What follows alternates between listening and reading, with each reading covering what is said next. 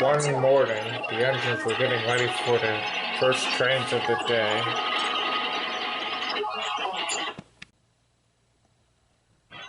Everyone except for Patriot. He was feeling ill. How come? Asked Eagle.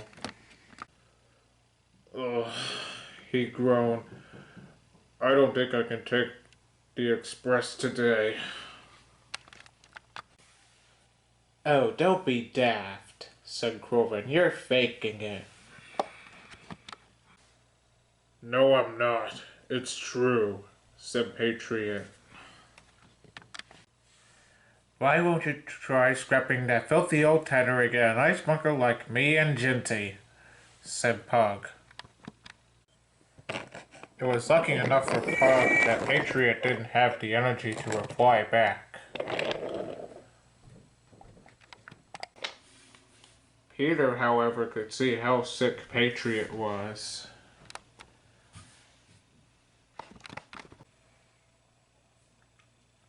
I'm not sure if I can, said Peter, but I think I might take the express for you. Well, I don't believe it, said Patriot. You've never taken coaches before. I have not, said Peter, but I might try. Both Eagle and Croven looked at each other. Why won't you tell Sir Topham Hatt about it? Then he'll let you do it. I'll try, said Peter. A little later, Neville was told to take Patriot to the works.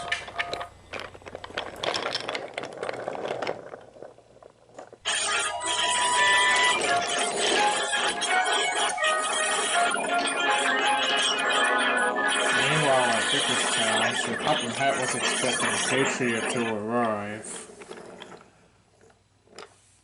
Just as Ginty shunted his coaches to the platform, Sir Topham Hatt then turned to Ginty. Ah, Ginty, I received word that Patriot is at the works, 'cause he's ill. Is this true? Yes, sir, said Ginty. Then find another engine to take care of the express. Ginty then came up with a great idea. Why not let Peter try? Most certainly, said Sir Topham Hatt. I will. When Peter was told that he had to take care of the express with Patriot, he felt a bit excited.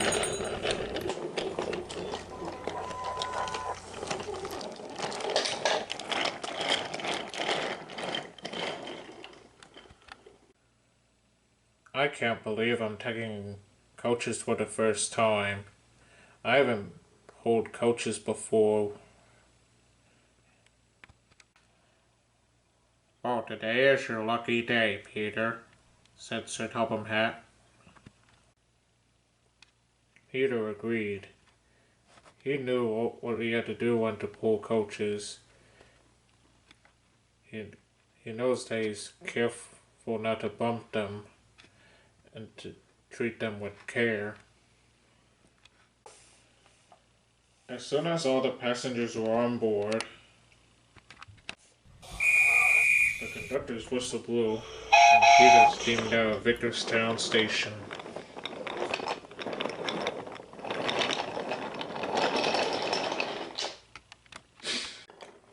Meanwhile, Barry had returned from helping out on a heritage railway. Sir Topham Hatt then turned to Barry. Barry, since you're back, I hope you won't mind, but can you take care of Peter's work while he's helping out with Patriot's passengers? Oh yes, please, said Barry. I haven't done any work here in a while. Meanwhile, at Topham's gate, Skarloey was waiting for Patriot.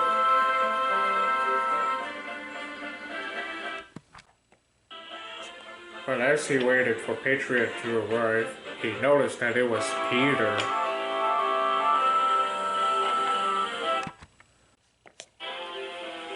"You're not Patriot," said Skarloey.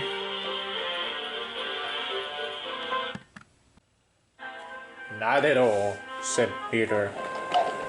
"My name's Peter, and I'm taking care of Patriot's train for the day."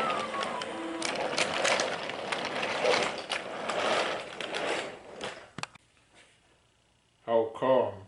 asked Skarloey. Peter told him about how he's ill. "Poor engine," sighed Skarloey. "I hope he's better soon." "Yeah, me too," said Peter.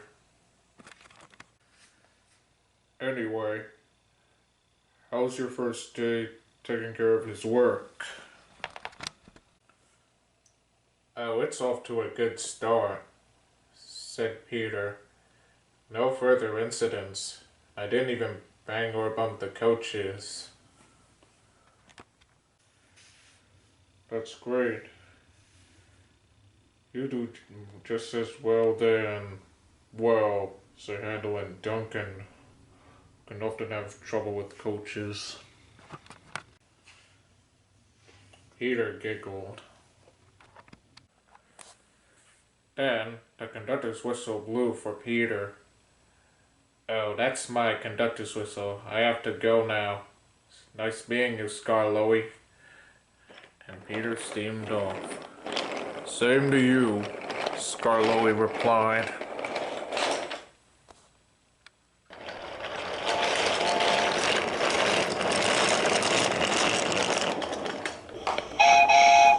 Peter made good time, and he made it to Nafford Station.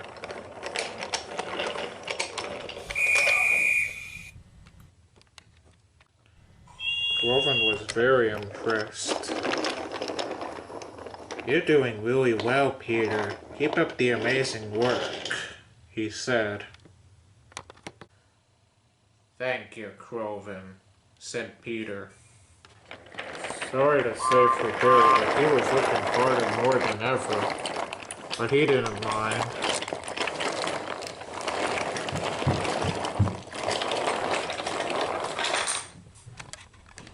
That evening, the two engines were finished with their last trains of the day. "How has the express been so far, Peter?" said Barry. "Very good," said Peter. "I enjoyed every second of it." "That's great," said Barry. "I'm guessing we're both done with our last trains of the day." "Yes, indeed," said Peter. "And to add to that, I'm pleased with your hard work today, Peter," said a well-known voice. "I'm glad that I helped," said Peter. "I'm pleased to hear that. Patriot's going to come back from the works tomorrow, and therefore, since you've worked hard taking the express for Patriot, you shall become a permanent member of the island of Sodor." And that made Peter feel very pleased with himself.